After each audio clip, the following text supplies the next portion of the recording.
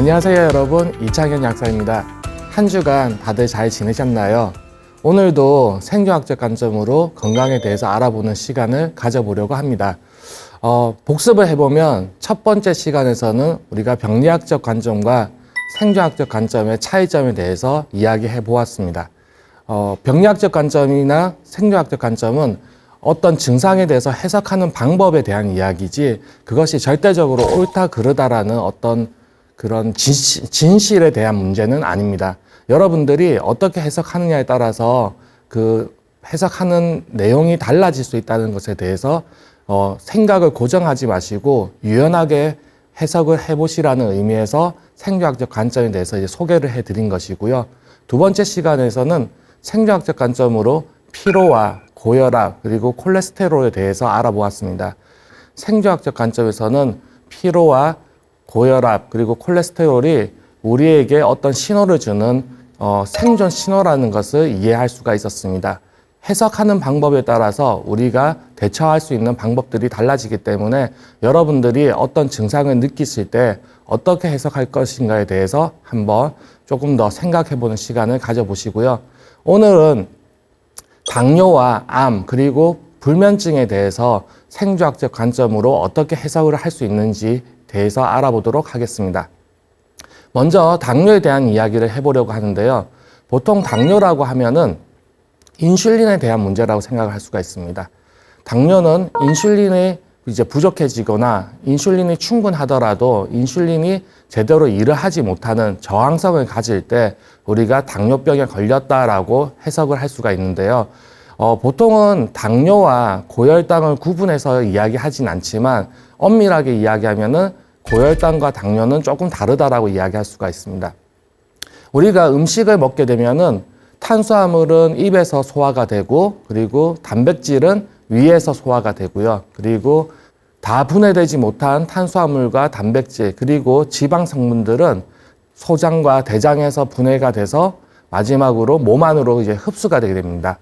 몸 안으로 흡수가 된 음식물은 더 이상 음식물이 아니라 영양분이라는 이름으로 이야기를 할 수 있고요. 이러한 영양분은 대부분이 포도당이라는 것으로 바뀌어서 인슐린에 의해서 이 포도당이 세포 안으로 들어가게 됩니다.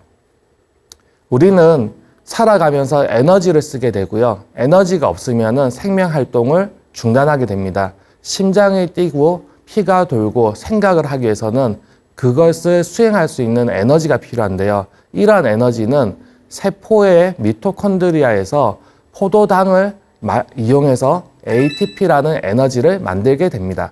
따라서 우리가 생명 활동을 계속해서 이어나가기 위해서는 에너지를 잘 만들어내야 되는데요. 이 에너지를 잘 만들기 위해서 필요한 것이 인슐린입니다.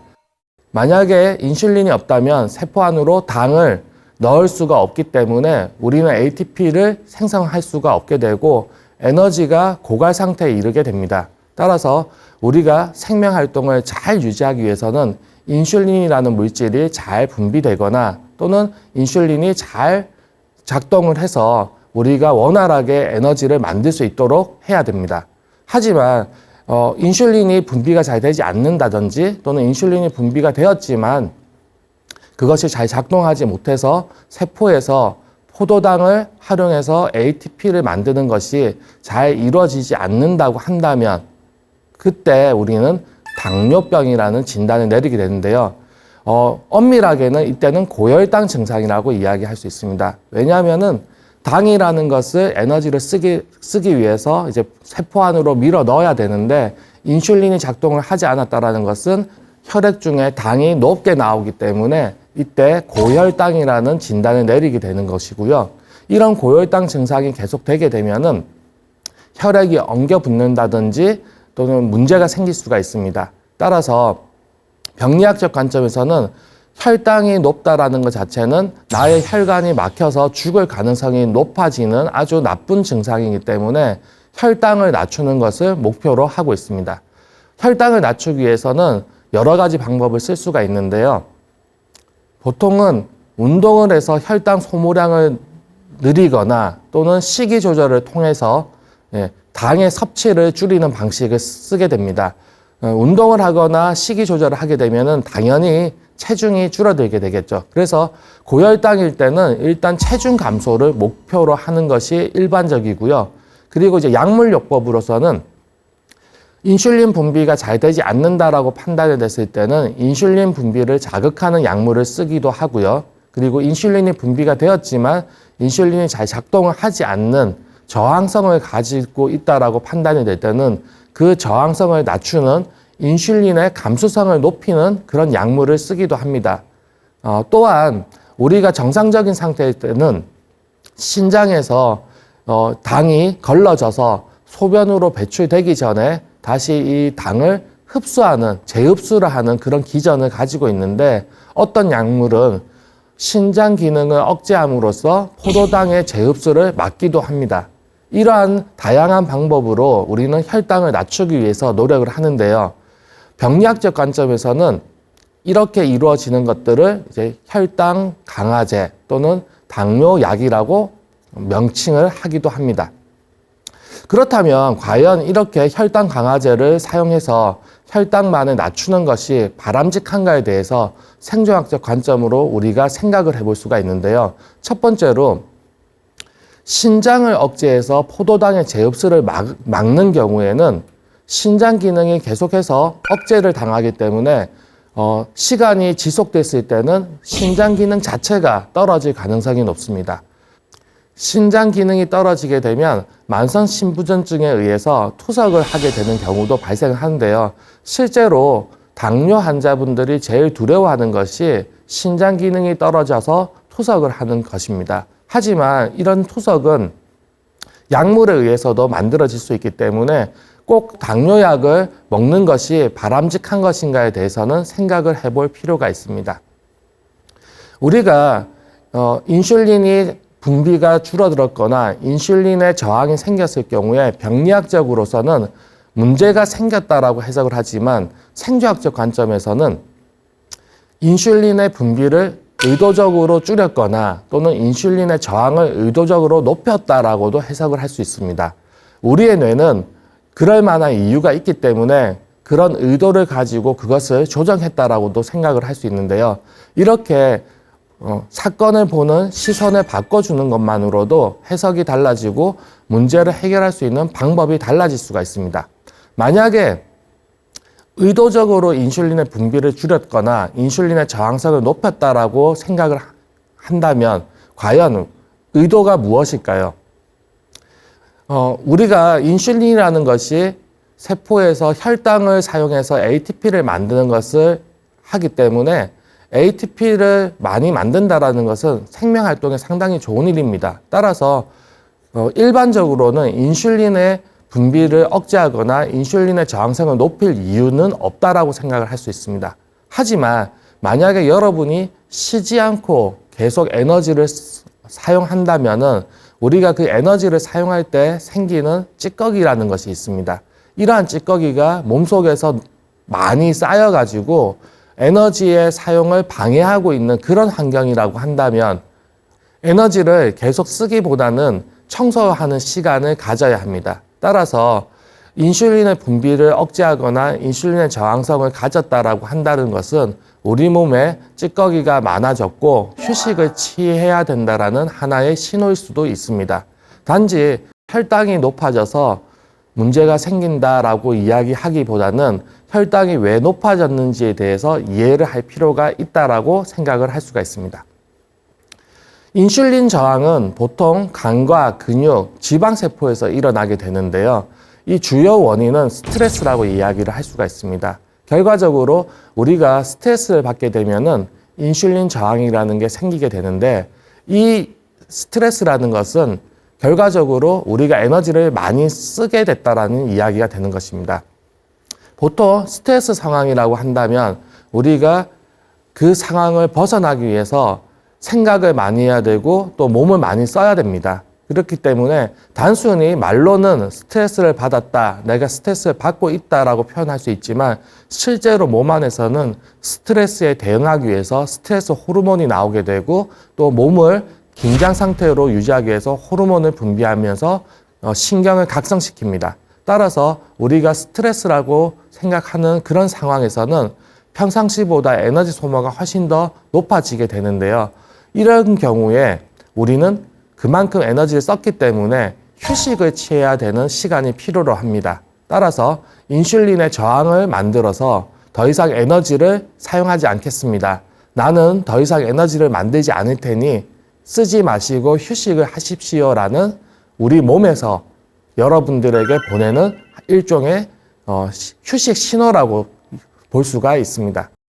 따라서 우리는 이런 휴식 신호를 잘 이해하고 그 신호에 맞도록 휴식을 취해줘야 하지만 인슐린이 작동하지 않는 것에 대해서만 집중하고 혈당이 높아진 것에만 집중해서 그 혈당을 낮추기 위해서 약물을 투여하게 된다면은 결과적으로는 세포 입장에서는 계속해서 스트레스를 받게 되는 그런 결과를 야기하게 됩니다. 그렇다고 한다면 결과적으로 우리 몸은 점점점 에너지의 고갈 상태, 에너지의 어떤 생성을 방해받는 그런 상태로 유지가 되기 때문에 우리는 노화 상태에 빠져들 수밖에 없게 됩니다. 스트레스 호르몬은 코르티솔이 대표적으로 알려져 있는데요. 이 코르티솔은 혈당 상승을 자극하기도 합니다. 따라서 스트레스 상황에서는 인슐린의 작동뿐만이 아니라 그 스트레스 호르몬에 의해서도 혈당이 높아질 수가 있는데요. 이렇게 혈당이 높아지게 되면은 과연 우리에게 꼭 불리한 일만 일어나는 것은 아닙니다.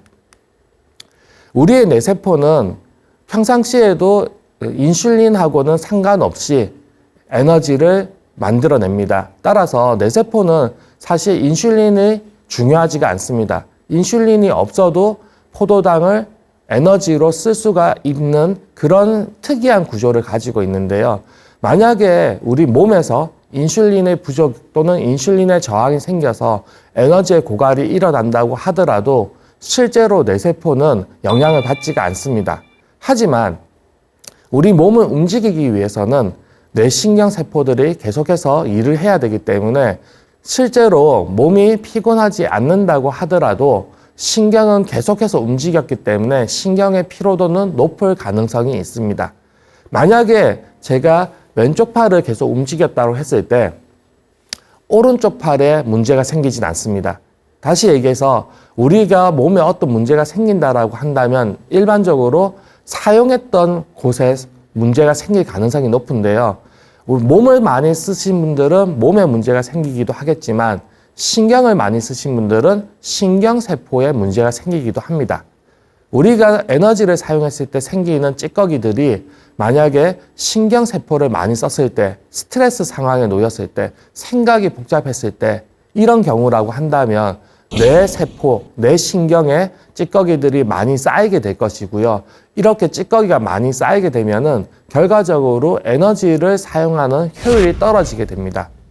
일반적으로 사용하는 포도당을 더 많이 사용해야지만 에너지를 충분히 소화해낼 수가 있습니다. 따라서 이러한 경우가 됐을 때 뇌세포에서는 일반적인 경우와는 다르게 혈당의 농도 의존성으로 그 작용이 전환되게 되어 있는데요. 혈당 수치가 높아질수록 이 삼투압의 원리 같이 뇌세포에 혈당이 밀어 들어가는 빈도가 높아지게 되고 뇌세포에서는 보다 높은 혈당을 사용해서 에너지 ATP 생산을 유지할 수가 있게 됩니다. 따라서 우리의 에너지 효율이 전체적으로 떨어지는 상황이 벌어지게 된다면 혈당은 뇌세포의 생존을 위해서 높아질 수밖에 없습니다. 자, 이런 경우에 혈당 강화제를 써서 혈당을 강제적으로 낮춰줬다라고 한다면 우리의 뇌세포는 저혈당 쇼크를 받을 수밖에 없는데요. 저혈당 쇼크의 가장 문제점은 뇌기능 상실이라고 볼 수가 있습니다. 일반적으로 저혈당 쇼크가 오게 되면은 어지럽거나 의식이 저하되거나 이런 정도에 그칠 수 있지만 심각한 경우에는 의식 불명의 상태가 될 수도 있고 심장마비로 인해서 생명을 마감할 수도 있습니다. 따라서 당뇨 환자에게 있어서 아주 심각한 부작용이 나타날 수 있는 경우가 바로 저혈당의 문제인데요. 이러한 저혈당은 뇌세포의 기전을 고려하지 않고 무조건 혈당 강화제만을 사용한 어떤 부작용의 결과라고도 할 수가 있습니다. 따라서 생존학적 관점에서는 혈당이 높아졌다는 것을 꼭 나쁜 신호로 보는 것이 아니라 내 세포의 생존을 위해서 혈당이 올라갔다라고 이해할 수도 있습니다. 이런 측면에서는 혈당을 무조건 낮추기보다는 자연스럽게 혈당을 낮추는 방법들을 이해를 해봐야 되는데요. 혈당이 높아진 이유는 바로 에너지 효율이 떨어졌기 때문입니다. 에너지 효율이 만약에 정상적으로 돌아갈 수가 있다고 한다면, 그렇다면 혈당을 무작정 높일 이유는 없어지는 것이죠. 그렇기 때문에 우리가 혈당 강화제를 써서 혈당을 무조건 낮추기보다는 혈당이 높아진 이유, 즉 혈당을 이용해서 에너지 생산의 효율성이 떨어진 이유를 찾아봐야 됩니다. 에너지 효율이 떨어진 이유는 바로 무분별하게 에너지를 많이 사용한 결과물이라고 할 수가 있는데요. ATP라고 하는 에너지는 에너지를 사용한 결과물로서 반드시 요산이라는 찌꺼기를 만들 수밖에 없게 됩니다. 그리고 이 요산은 평상시라고 한다면 소변을 통해서 배출될 수밖에 없는데, 스트레스 상황, 즉 에너지를 많이 쓴 상황에서는 평상시보다 요산이 더 많아지게 됩니다. 에너지를 많이 썼기 때문에 그 찌꺼기, 대사산물도 많아질 수밖에 없는데요. 요산의 특징은 순간적으로 농도가 높아졌을 때 요산 결정의 형태로 전환이 일어나게 됩니다. 요산 결정이 만들어지게 되면은 그 결정은 배출이 되지 않고 세포 조직에 남거나 혈관 조직에 달라붙게 되는데요. 이렇게 결정이 몸에 남게 되면은 끊임없이 세포들을 자극을 하기 때문에 세포의 미토콘드리아에서는 당을 사용해서 ATP를 만들어내는 그런 일들을 제대로 할 수가 없게 됩니다. 따라서 우리가 에너지 효율에 방해를 받고 혈당이 높아진 상태라고 한다면 오히려 해결책은 혈당을 떨어뜨리기 위해서 혈당 강화제를 쓰기보다는 요산 수치를 낮추는 것이 답이라고 할 수가 있습니다. 그리고 이 요산 수치, 그리고 요산 결정으로 만들어져서 세포에 남아있는 것들은 아주 쉬운 방법으로 제거를 할 수가 있습니다. 그것은 바로 휴식인데요. 우리가 휴식이라는 행위를 취하게 될 때 몸에서는 몸을 복구하기 위해서 mTOR라는 것이 작동하게 되고요. 이러한 복구 기능들을 통해 가지고 요산이 제거가 되거나 노폐물들이 제거가 되면서 몸이 청소를 함으로써 환경을 깨끗하게 만들어지게 됩니다. 이렇게 환경이 다시 원상 복구가 되기 시작을 한다면 ATP의 생산은 방해 없이 정상적으로 이루어질 수가 있고요. 이렇게 되는 상황이라고 한다면 혈당이 올라갈 이유가 없습니다. 따라서 만약에 여러분들이 높은 혈당으로 고통을 받고 있다고 하신다면은, 그리고 혹시 약을 드시고 있다고 한다면은 그 약을 당장에 중단하라는 말은 아니지만 이 약을 계속해서 먹는 것이 맞는 것인지에 대해서 한 번쯤 생각해 보시고요. 또는 내가 정말로 휴식을 취하고 있는가, 나는 적절하게 쉬고 있는 것이 맞는가에 대해서 한번 돌이켜볼 필요가 있다는 것을 알려드리는 것입니다. 자, 이렇게 우리는 당뇨에 대해서 오해와 진실에 대해서 알아봤는데요. 사실 당뇨에 대해서 우리가 가장 신경 써야 될 부분은 바로 당화혈색소라는 부분입니다. 앞서 말씀드린 것처럼 혈당이 높다라는 것은 그냥 높아질 이유가 있다라는 것입니다. 따라서 누군가는 혈당이 높을 때 약을 쓰거나 생활요법으로 혈당을 낮추기 위해서 노력을 하기도 하지만 생존학적 관점에서는 혈당이 높아졌을 때 먼저 권해드린 것은 바로 휴식입니다. 휴식을 취했을 때 혈당이 낮아진다는 것이죠. 만약에 이런 휴식이 제대로 이루어지지 않거나 또는 혈당이 계속해서 높은 상태로 유지가 된다면 사실 고혈당이 위험한 것이 아니라 이런 고혈당 증상이 계속되었을 때 우리 몸에서는 당화혈색소라는 것이 만들어지게 되는데요. 혈색소라는 것은 일반적으로 적혈구를 의미하기도 합니다. 적혈구의 가장 중요한 기능은 바로 산소 운반인데요. 산소를 운반해야 되는 부분에서 이 산소가 결합해야 되지 않고 당이 결합한 경우를 바로 당화혈색소라고 이야기를 합니다. 따라서 당화혈색소 수치가 높아지게 된다면은 우리 몸은 산소의 부족을 겪게 됩니다. 사실 여러 가지 문제를 겪을 수는 있겠지만 산소의 부족은 생명의 유지를 위해서 상당히 중요한 문제가 됩니다. 우리가 단식을 했을 때 뭐 1주일, 2주, 3주까지도 굶을 수 있습니다. 그렇게 굶는다고 하더라도 당장의 생명의 위협을 받지는 않습니다. 잠을 자지 못한다고 하더라도 2, 3일 정도는 버틸 수가 있습니다. 하지만 산소가 부족한 상황, 산소가 없어서 숨을 쉬지를 못한다고 한다면 대부분의 사람은 2, 3분 안에 죽게 됩니다. 따라서 우리가 생명을 유지하기 위해서 가장 중요한 것은 어떻게 보면은 산소라고 할 수가 있는데요. 당뇨병의 가장 큰 위험은 바로 당화혈색소에 있는 것입니다. 당화혈색소가 많아지게 되면은 우리는 끊임없이 산소 부족에 시달릴 수밖에 없게 되고요. 산소가 부족하게 되면은 우리 몸에서는 큰일이 일어나게 됩니다. 따라서 이러한 큰일이 일어나지 않도록 우리는 산소 관리를 잘 해야 됩니다. 산소 관리는 바로 당화혈색소 관리를 이야기하는 거죠.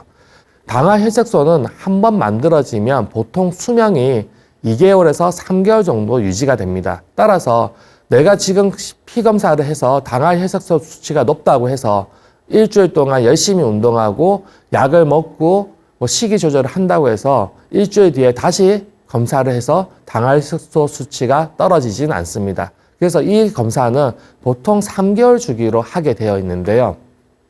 당화혈색소 수치가 높다라는 것은 순간적으로 혈당이 높다가 아니라 만성적으로 혈당이 계속 높아져 있어서 당화혈색소가 많아져 있다라는 것을 의미하기 때문입니다. 따라서 여러분이 혈당이 높았을 때는 사실 생존에 그렇게 위협을 받는 것은 아니지만 당화혈색소가 높아졌을 때는 경각심을 가지고 우리가 휴식을 취한다든지 혈당을 낮추기 위해서 무언가 보다 더 긍정적인 노력을 할 필요가 있습니다. 따라서 당화혈색소는 어떻게 보면은 여러분들의 생명을 위협하는 아주 무서운 거라고 할 수도 있지만 다른 한편으로는 당화혈색소 수치가 나의 휴식 상태를 알려주는 하나의 지표라고도 해석을 할 수가 있습니다.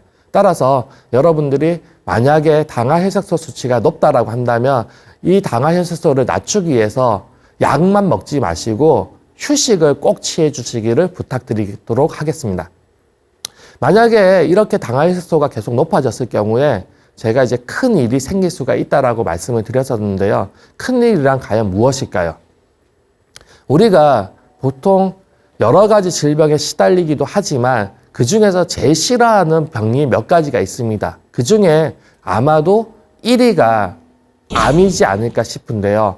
바로 당화혈색소 수치가 높은 상태로 계속 유지가 되면 암세포의 발병이 높아질 수가 있습니다. 왜냐하면 암세포는 산소가 부족한 조건에서 만들어지게 되어 있기 때문입니다. 따라서 당화혈색소가 높다라는 것은 산소가 부족하다는 것이고 산소가 부족하다는 것은 암세포가 잘 생길 수 있는 조건이라는 것이 됩니다. 이것은 되게 자연스러운 일입니다. 만약에 여러분의 살고 있는 집이 습하다고 한다면 아마도 곰팡이가 잘 피겠죠. 곰팡이는 습기를 좋아하기 때문에 어쩔 수가 없는 것입니다. 만약에 여러분 집에 곰팡이 폈을 때 곰팡이를 탓하시겠습니까? 아니면은 습한 것을 제거하기 위해서 노력하시겠습니까? 습기를 계속 놔둔 상태에서 곰팡이만 닦아낸다고 해서 이 곰팡이는 완전히 없어지지가 않습니다. 곰팡이가 정말 싫다고 한다면 여러분이 습기 제거제를 사용하거나 또는 환기를 시켜가지고 습한 것을 없애줘야지만 곰팡이가 자연스럽게 없어질 수가 있는 것이죠. 생리학적 관점은 어떤 증상을 없애기 위해서 그 증상 자체만을 공격하는 것이 아니라 그 증상이 생긴 환경을 이해하고 그 환경을 개선하는 것이라고 할 수가 있습니다. 만약에 우리 몸에서 암세포가 많아져 있고 암이 생겨서 문제가 되었다고 한다면 암을 없애기 위해서 노력을 한다기보다는 암세포가 생긴 환경을 이해하는 것이 더 중요하다고 할 수가 있습니다. 그리고 암세포는 산소가 부족한 조건에서 만들어지게 되어 있습니다. 따라서 암세포를 우리가 없애기 위해서는 산소를 충분히 유지해 줄 수 있는 그런 생활 습관을 가져야 합니다. 산소를 가진다라는 것은 우리가 이산화탄소를 배출한다는 것과 의미가 같은데요. 우리 몸에서는 산소 분압과 이산화탄소의 분압 이렇게 두 가지를 같이 볼 수가 있습니다. 하지만 이산화탄소의 분압이 높은 상태에서는 아무리 내가 산소를 들이마신다고 해서 산소가 들어오지가 않습니다. 따라서 우리가 산소를 높이기 위해서는 산소가 들어오는 것을 방해하는 이산화탄소를 먼저 내뱉어 줘야 되는데요. 이산화탄소를 내뱉어야지만 산소가 충분히 들어올 수가 있고, 그렇게 충분히 들어온 산소가 혈색소와 결합을 해서 세포들에게 전달이 되어야지만 암세포가 아닌 정상세포들을 만들 수가 있습니다.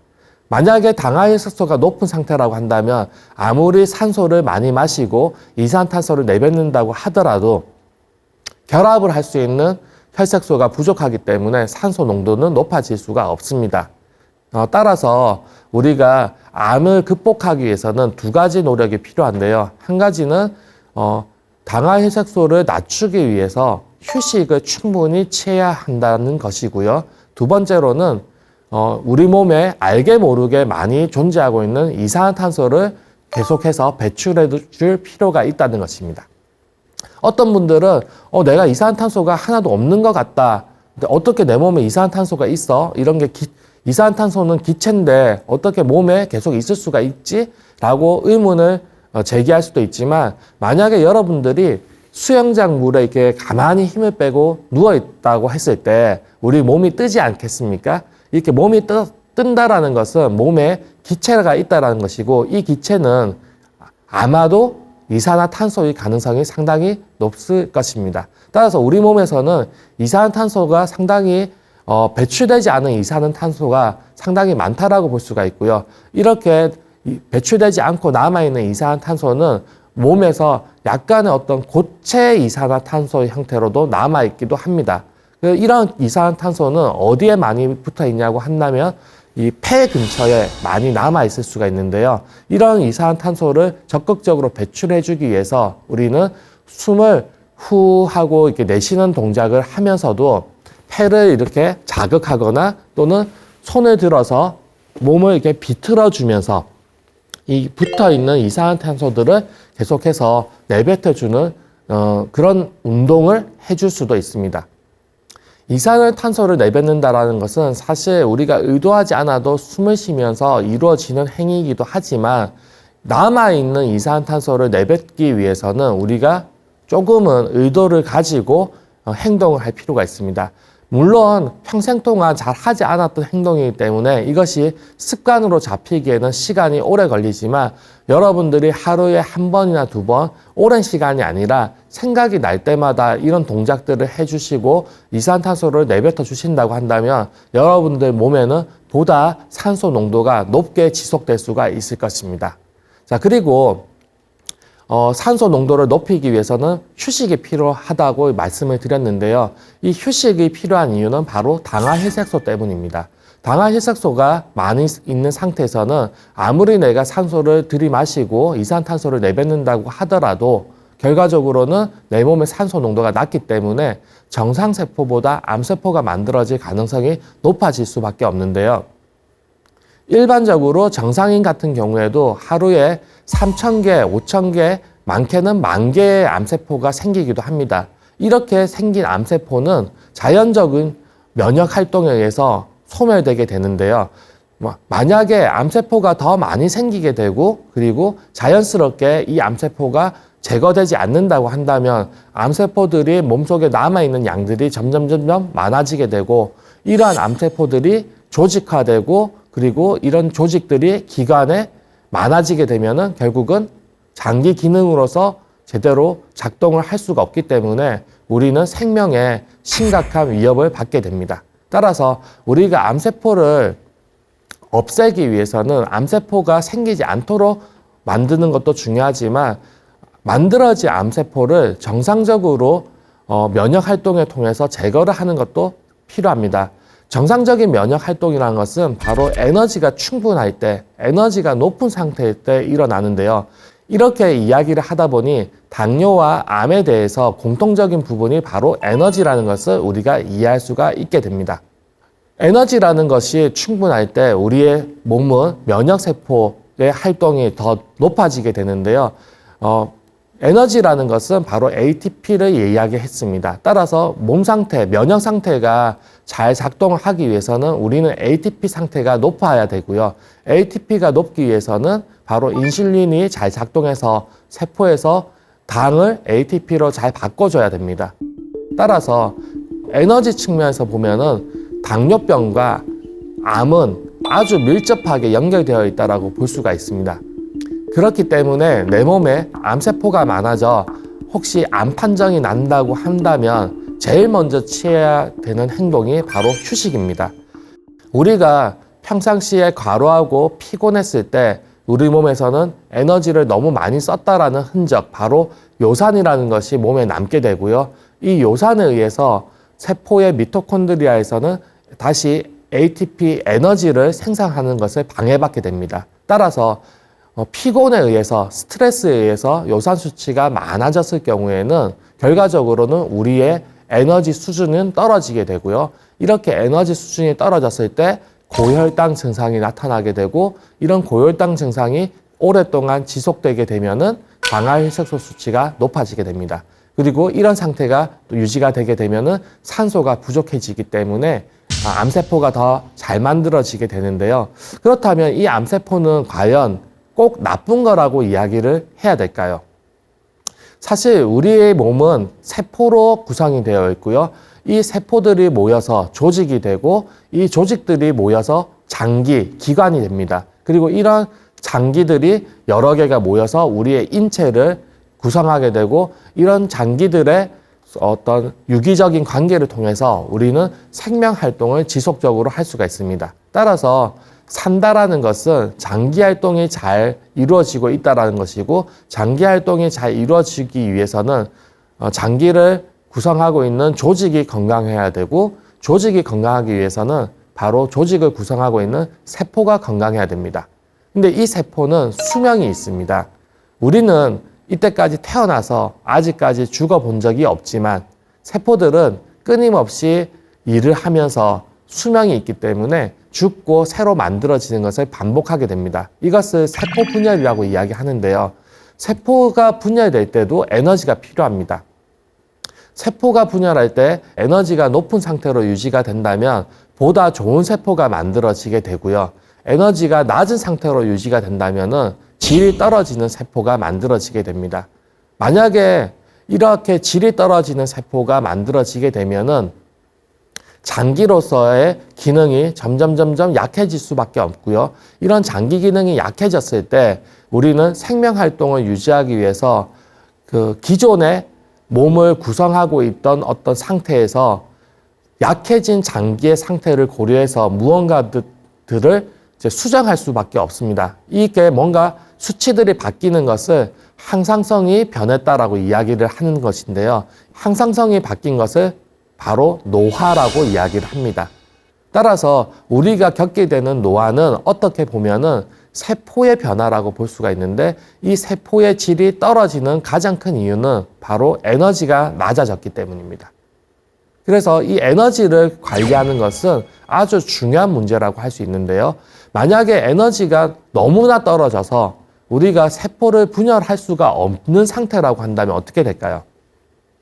에너지가 없어서 지금 내 몸을 구성하고 있는 세포가 죽고 새로운 세포가 만들어져야 되는데 그 세포가 만들어지지 않는다고 한다면 조직은 괴사가 일어나게 됩니다.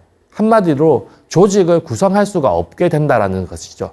이런 조직 괴사가 일어나게 된다면 장기들도 괴사를 할 수밖에 없게 되고요. 장기의 괴사가 일어나게 되면은 우리는 더 이상 생명 활동을 유지할 수가 없습니다. 따라서 전체의 입장에서 본다면 이 생명을 유지하기 위해서 장기가 계속해서 지속되어야 되고, 기능이 떨어진다 하더라도 그 조직이 구성이 되어 있어야 합니다.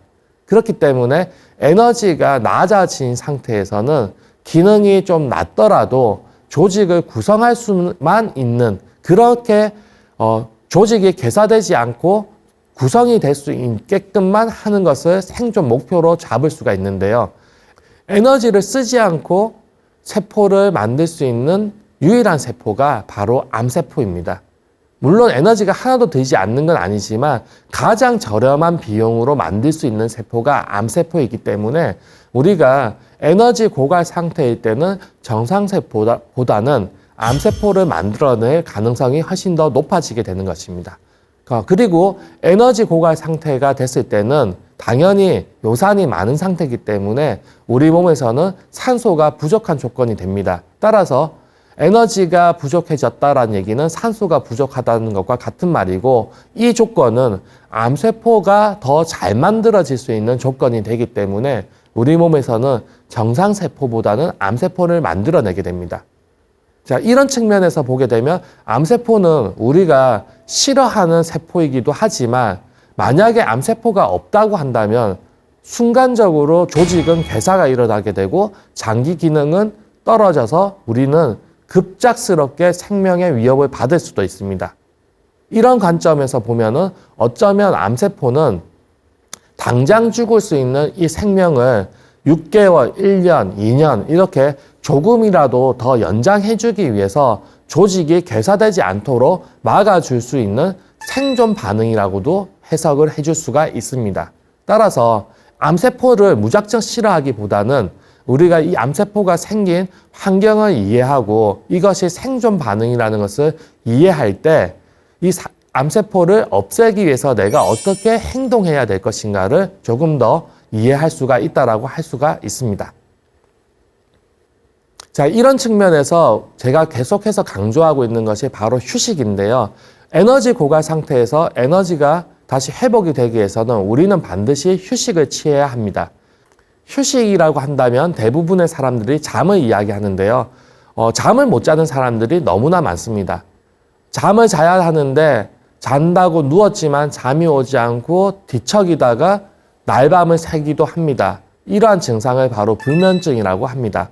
따라서 불면증은 단순히 나의 건강만을 해치는 것이 아니라 날카로워진 신경에 의해서 주위의 인간관계도 불편하게 만듭니다. 결국은 삶의 질을 상당히 떨어뜨리게 되는 아주 중증의 질병이라고 할 수가 있는데요.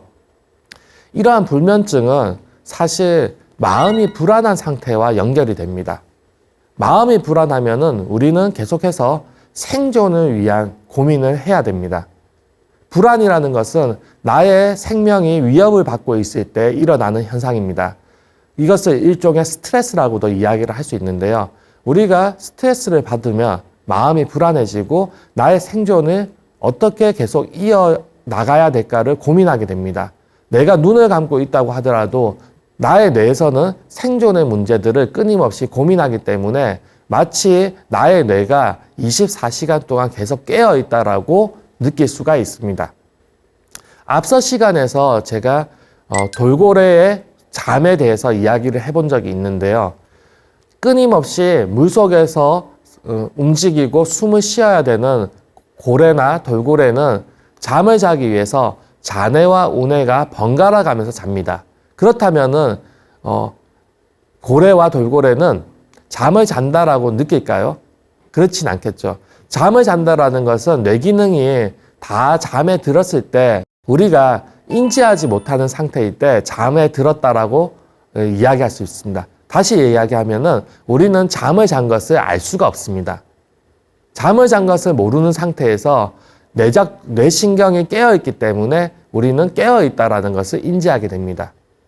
제가 돌고래 이야기를 드린 이유는 불면증 환자분들의 대다수가 뇌세포가 깨어있기 때문에, 즉 생각을 하기 때문에 본인이 잠을 자지 않았다라는 착각을 하지만 실제로 뇌 검사를 해보거나 불면증 검사를 해보면 깨어있는 뇌를 제외한 나머지 뇌들은 잠을 자고 있습니다.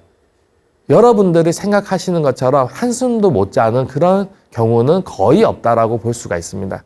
그래서 불면증 환자분들이 만약에 내가 잠을 자지 못하고 있다고 생각을 하시더라도 일부의 뇌는 깨어있지만 80% 이상의 뇌는 잠을 자고 있다라고 생각을 하시고 그 80%의 뇌라도 잠을 계속 재우기 위해서는 눈을 뜨지 마시고 눈을 감고 계속 읽는 것이 중요합니다. 물론 100% 뇌가 자는 것이 아니기 때문에 어떤 부분에 뇌가 작동을 해서 여러분들이 눈을 감고 있다고 하더라도 계속 나는 잠을 자지 못한다 이렇게 생각을 할 수가 있습니다. 눈을 감고 있지만 잠을 자지 않는 상태가 만들어질 수가 있는 거죠. 하지만 눈을 감고 있다는 그 사실만으로도 뇌의 상당량이 휴식을 취할 수가 있습니다. 100%는 아니지만 충분히 휴식이 이루어지고 있기 때문에 여러분들이 잠을 자지 못한다라는 그렇게 괴롭다라는 것에만 집중하지 마시고 잠을 잔다라는 사실을 인지하시고 조금이라도 더 눈을 감고 있기를 당부드리고 싶습니다. 그리고 불면증은 사실 불안한 마음하고 연계가 된다고 했지만 이 불안한 마음은 스트레스, 결국 에너지 고갈과 연계가 됩니다. 따라서 불면증에서 벗어나기 위해서는 우리가 에너지 관리를 잘할 필요가 있는데요. 이 에너지 관리를 잘하기 위해서는 결과적으로는 스트레스 관리가 필요합니다. 다음 시간에는 이 스트레스에 대해서 우리가 어떻게 관리를 하고 그렇게 스트레스 관리를 잘해서 에너지 관리를 어떻게 할 것인가에 대해서 좀 더 알아보는 그런 솔루션을 가지는 시간을 가져보도록 하겠습니다. 오늘 저와 함께한 시간 유익하셨기를 기원하겠습니다. 감사합니다.